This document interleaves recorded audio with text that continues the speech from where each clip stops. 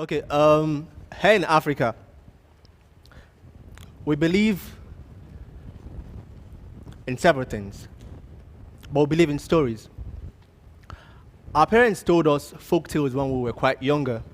And how many of us remember the stories of the tortoise, the lion? Now, what did those stories teach us? With time, we got to understand they were not really about the animals, and Africa is not about animals. They had marinated in them lessons of values, morals, and honesty. So in a bid to continue my storytelling, I captured the stories of 11 young millennials living in Africa to teach a powerful truth, that we African young changemakers can beat the odds. And the new trend of young people becoming entrepreneurs and changemakers is deeper than we think. And I'll talk about two of them, Maple and Sarah. Maple is born in the oil-rich area of River State. While Maple was quite younger, he didn't have a home. He practically slept in the classroom because his mom was a teacher. But like every young child, he had a dream that one day he was going to change the world. So, as life turns out, Maple is grown. He's a millennial. He's a change maker. In the southern part of Nigeria, Maple leads a tribe of young people in the field of fashion designing and capacity development. He's also a published author. Maple is an example of one of the several millennials in that part of the world. I chose mostly unknown change makers who are making impact. So, to me, he's a catalyst. He beat the odds. Sarah is Ghanaian. Sarah is a nurse. She's passionate about preventive health care and girl-child education. Now, Sarah shares a story of how her parents, on relocating to Ghana from Germany, discovers that all their savings they had saved into buying a house had been lost. The person they asked to buy a house for them had, interestingly, ripped them off. So they had nothing to start back at. They had to start their life from ground zero. But she had a dream to be a nurse. Today in Ghana, Sarah runs a foundation known as the Sangi Foundation. The Sangi Foundation is responsible for renovating and repainting schools in rural Ghana. Now, as at the last time Sarah and I had a lengthy discussion, over 2,000 kids have been registered under the National Health Insurance Scheme, and she's paid several bills for young kids. Now, Sarah's story, among several, is an evidence of perseverance. Now, we live in an exciting social era, but the story of Maple and Sarah